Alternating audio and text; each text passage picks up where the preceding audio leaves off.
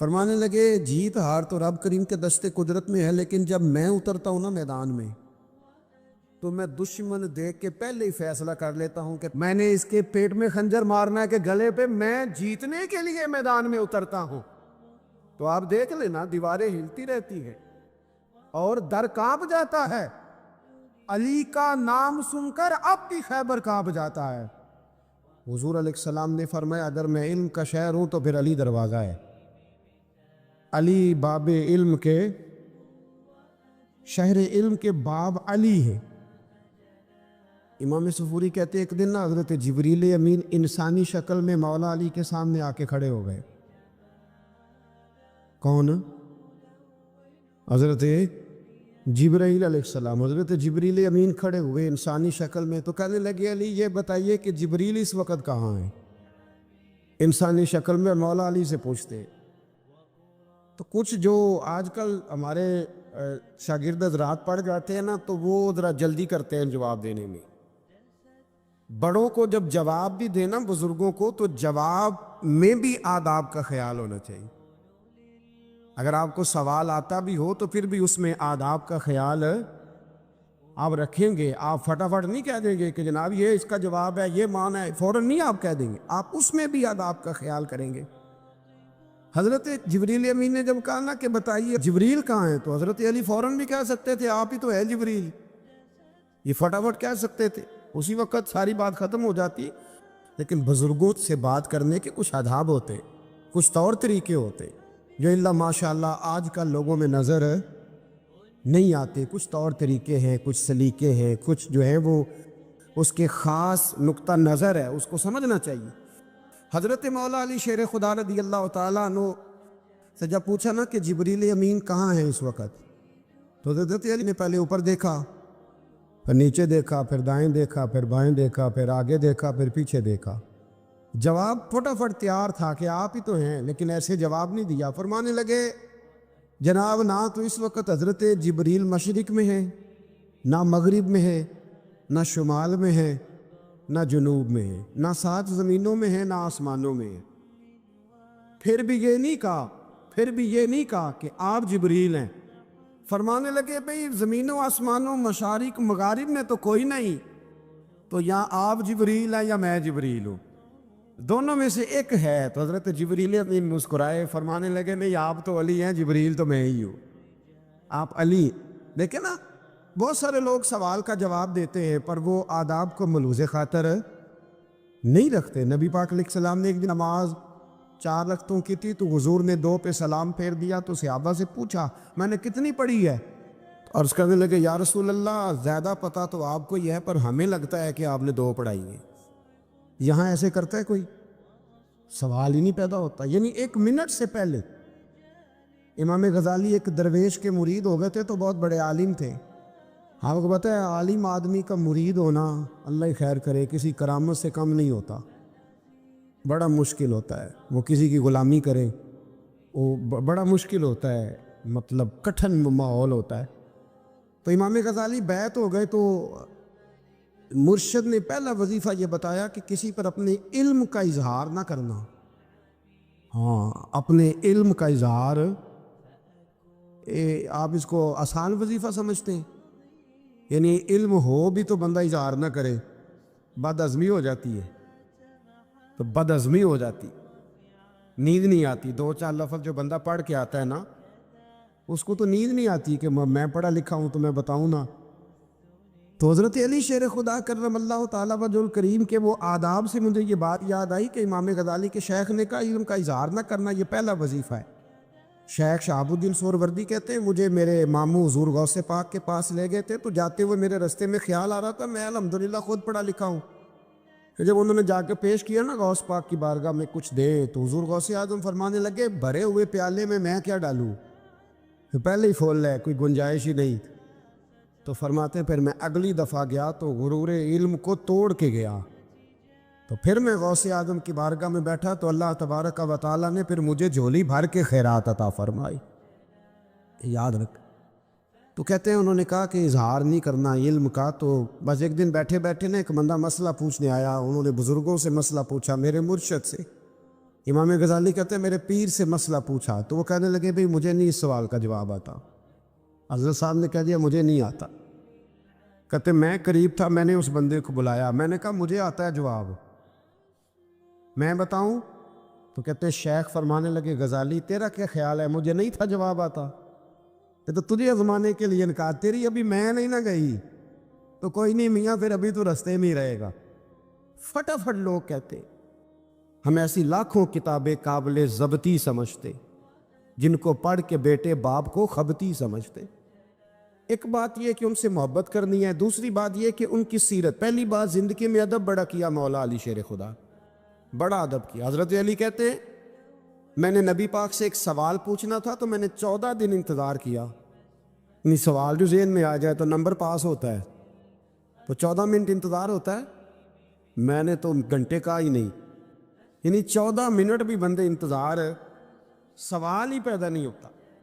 اور اگر پیر صاحب فون نہ ریسیو کرے تو وہ متکبر ہے، اگر وہ فون نہ اٹھائیں تو پھر یہ ہے کہ اب دین کی بات کس سے پوچھے جی ہم، پھر ہمارے پاس فلسفہ ہے۔ کہتے میں نے 14 دن انتظار کیا، کیا؟ مولا علی فرماتے میرے دل میں خیال تھا کہ کوئی اور آ جائے اور جو میں بات پوچھنا چاہتا ہوں وہ نبی پاک سے پوچھ لے، وہ حضور سے پوچھ لے تو میرا بھی چلو معاملہ بن جائے گا۔ اب ان سے زیادہ کو بے تکلف تو نہیں تھا نا نبی پاک کی بارگاہ میں، جھٹ پوچھ سکتے تھے۔ 14 دن، کہتے 14 دن کے بعد بندہ آیا، وہی سوال پوچھا جو میں نے پوچھنا تھا، تو کہتے حضور جواب اسے دے رہے تھے اور دیکھ میری طرف رہے تھے، جواب اسے دے رہے تھے اور توجہ حضور کی میری جانب۔ ایک ان کی زندگی میں ادب بڑا ہے۔ دوسری بات یہ کہ گہرا علم ہے مولا علی کا۔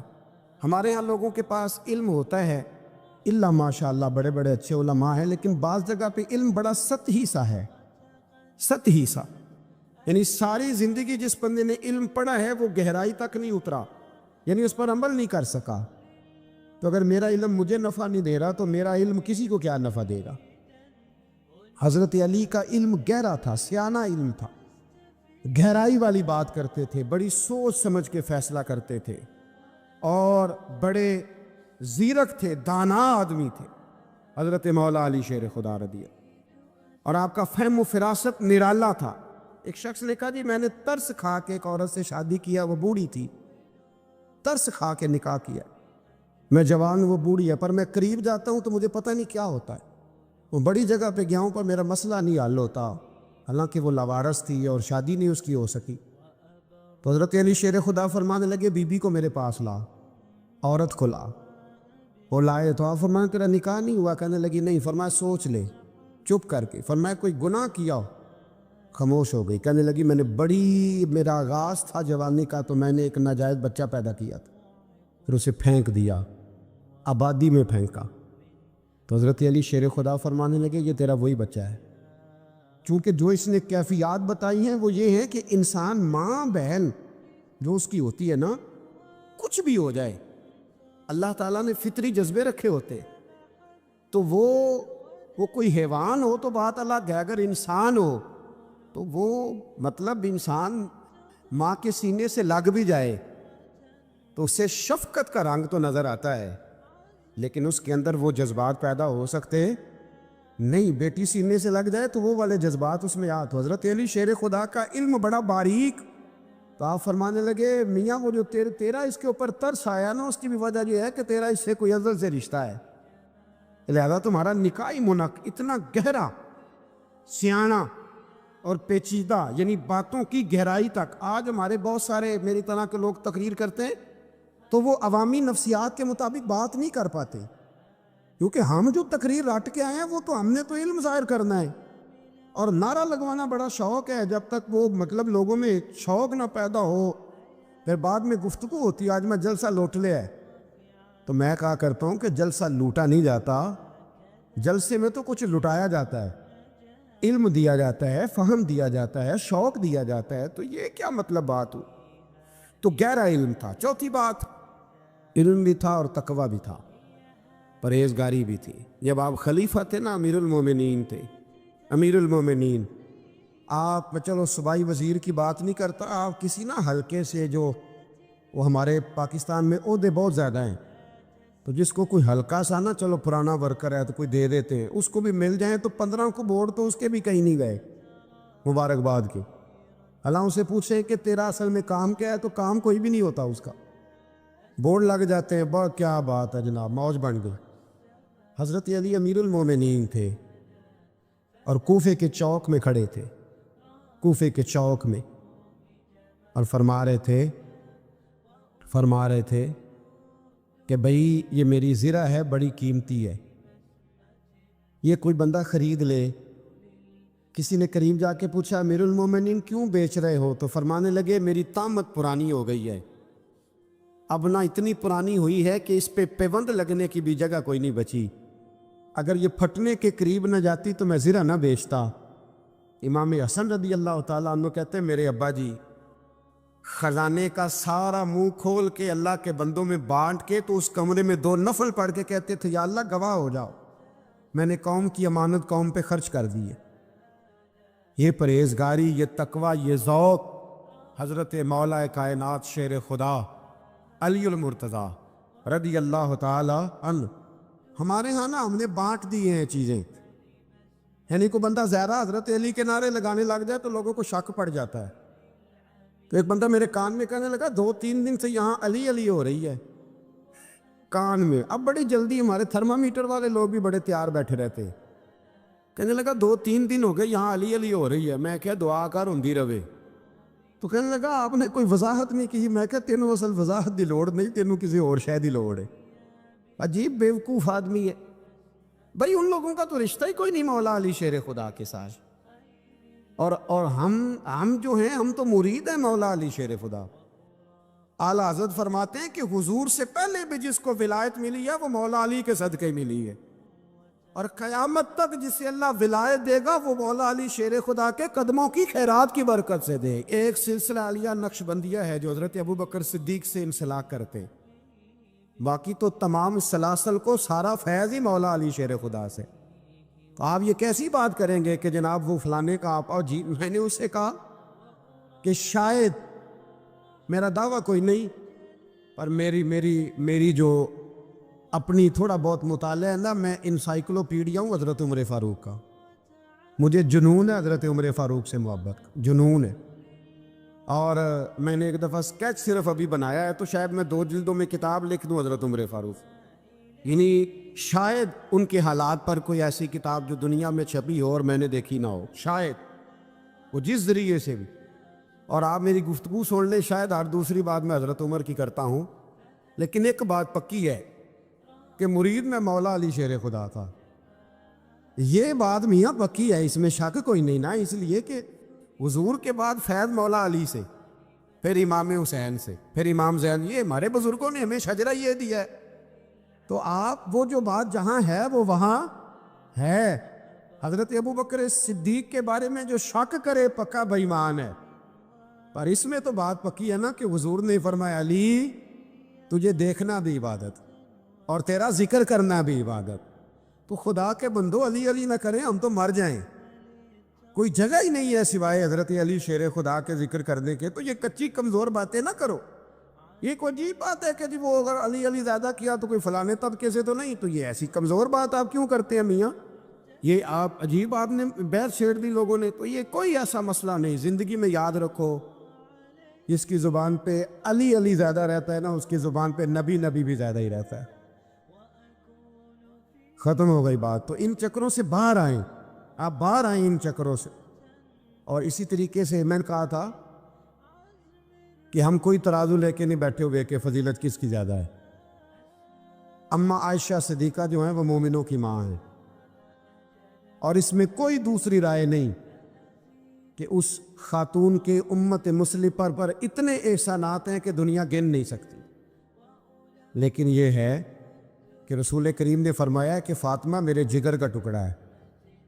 اب میں ترازو لے کے بیٹھ جاؤں کہ حضرت فاطمہ کی شان زیادہ ہے یا حضرت عائشہ کی، تو میں بیوقوف ہی ہوں نا، اس لیے کہ یہ میری ذمہ داری نہیں، یہ تو بات ان کی ہے نا۔ میں نے ایک بات سنائی تھی آپ کو پیر سید فیض الحسن شاہ صاحب کی، عالم آج شریف والے پیر صاحب سے کسی نے پوچھا کہ حضرت فاطمہ افضل ہیں کہ سیدہ عائشہ، تو آپ فرمانے لگے پہلی بات تو یہ کہ تجھے یہ سوال ہی نہیں کرنا چاہیے تھا، اور اگر تو نے کر لیا ہے تو پھر جواب سن لے۔ فرمانے لگے فاطمہ زوجہ ہیں حضرت علی کی، اور عائشہ زوجہ ہیں نبی پاک کی، تو علی کی زوجہ نبی کی زوجہ سے افضل نہیں ہو سکتی۔ اور پھر فرمانے لگے عائشہ بیٹی ہے ابو بکر صدیق کی، اور فاطمہ بیٹی ہے مصطفیٰ کریم کی، تو ابو بکر کی بیٹی نبی کی بیٹی سے افضل نہیں ہو سکتے۔ وہ بندہ کہنے لگا حضرت جی رزلٹ کیا نکلا؟ کہنے لگے گھر جا کے کٹ دا رہی، تینو گل دس چھڑی ہے، اب تو گھر جا اور رزلٹ گھر جا کے نکالتا رہے۔ میں نے تو تجھے نا بتا دیا ہے کہ جو اصل بات ہے وہ یہ ہے کہ ابو بکر صدیق کی بیٹی نبی پاک کی بیٹی سے افضل ہو سکتی نہیں، اور علی المرتضیٰ کی زوجہ نبی پاک کی زوجہ سے افضل ہو سکتی۔ باقی جا تو نتیجہ گھر جا کے نکال۔ خدا را حضور کی اولاد پر کبھی بحث نہ کریں، ان کے حوالے سے کبھی بھی کسی چیز کو موضوع بحث نہ بنائیں۔ آپ کو پتہ نہیں کہ رسول اللہ صلی اللہ علیہ وسلم کی اولاد تو وہ ہے اللہ تعالیٰ نے ہر ناپاکی اور ہر رجس ان سے دور فرما دیا۔ اپنے دل کو، اپنی قلبی واردات کو قائم رکھیں۔ نبی پاک کی اولاد کا اکرام ہمیشہ اپنے دل میں رکھنا اور جذبات رکھنا، سادات کے لیے، حضور کی اولاد کے لیے طبیعت کے اندر گنجائش رکھنا، اس میں کبھی کوئی کمزوری نہ دکھانا، اور دوسری بات یہ کہ ان سے سیکھنا ہو۔ واقعہ کربلا جو ہے نا وہ انسانی زندگی کے لیے بہت بڑی حرارت ہے۔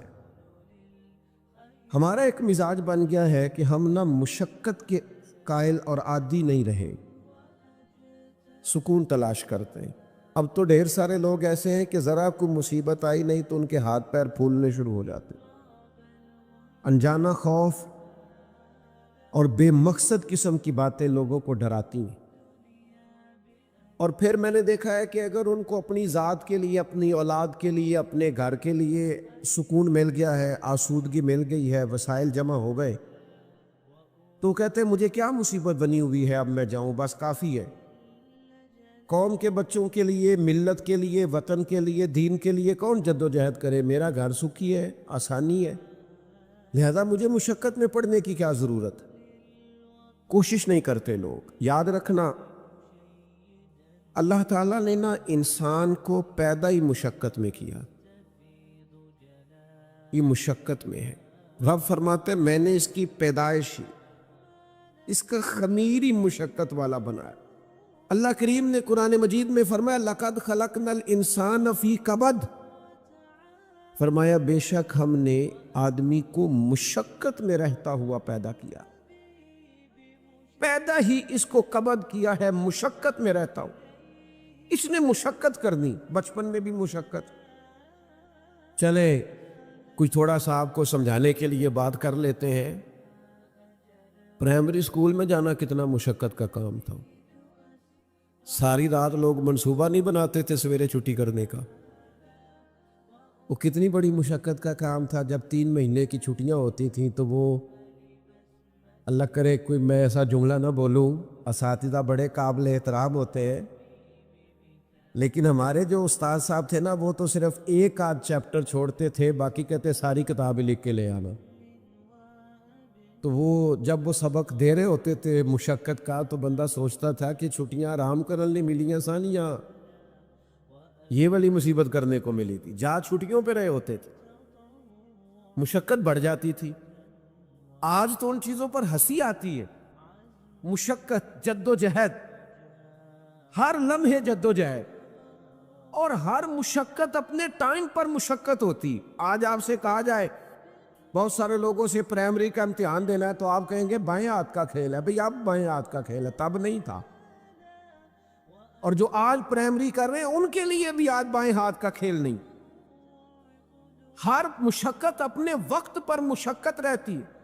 کسی وقت کسی چیز کا انتظام کرنا آپ کے لیے بڑا قابل تکلیف ہوتا ہے، آزمائش والا ہوتا ہے، بعد میں آپ سمجھتے ہیں کہ یہ تو کوئی مسئلہ ہی نہیں تھا۔ اللہ نے انسان کو مشقت، ہم نہ سکون ڈھونڈتے ہیں، بس ٹھیک ہے گھر بن گیا، بس ٹھیک ہے اب میں نے بچے پال لیے، بس ٹھیک ہے۔ او بھائی تو نے آگے بڑھنا ہے، تو نے مشقت کرنی ہے، جد و جہد میں رہنا ہے، وقت فرصت ہے کہاں، کام ابھی باقی ہے، نور توحید کا اتمام ابھی باقی ہے۔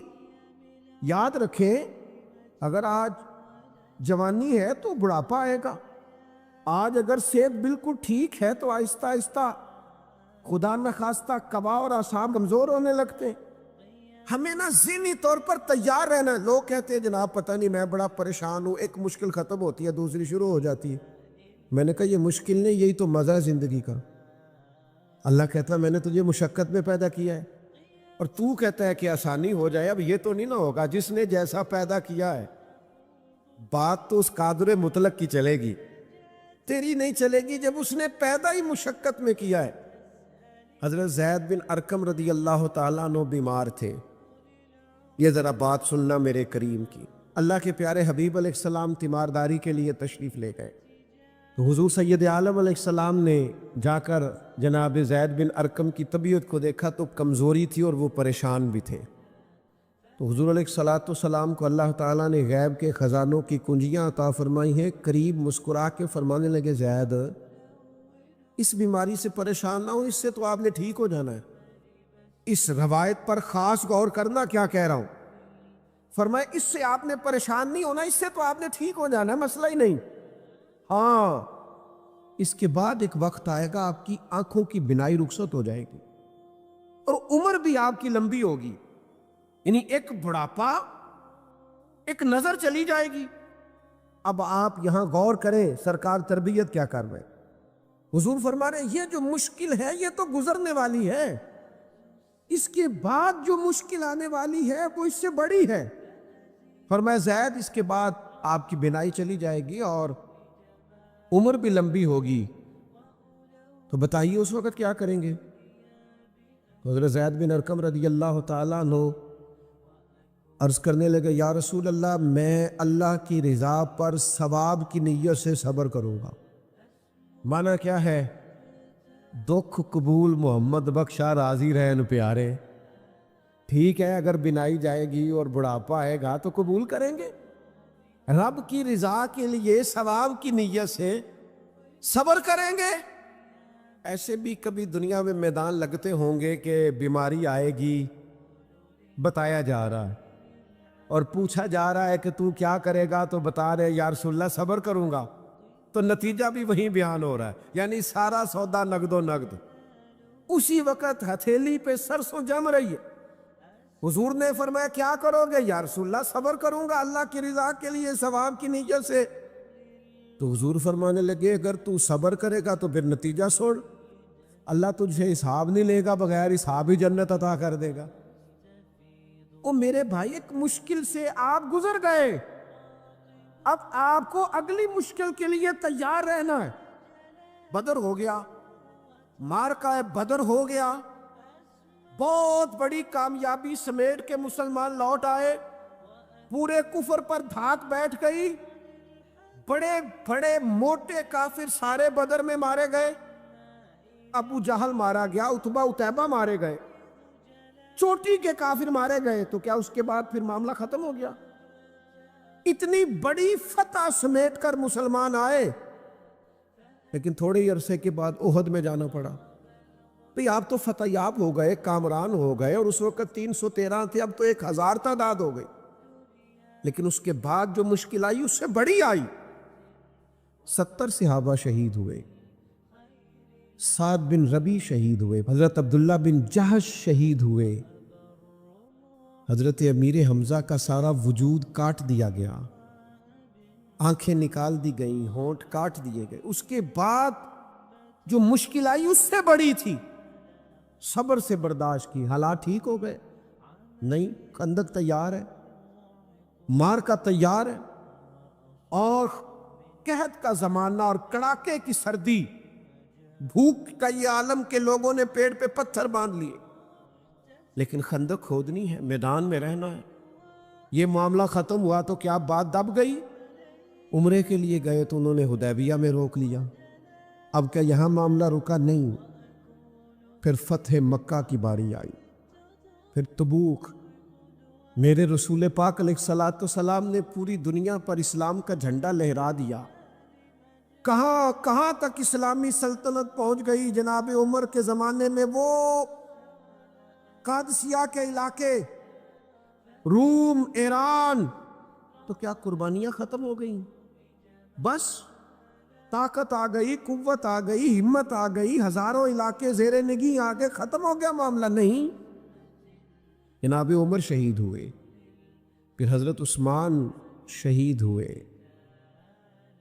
حضرت علی نے 9 سال یا 13 سال کی عمر میں جہاد شروع کیا تھا، عمر میدانوں میں گزری، پھر مولا علی شہید ہوئے۔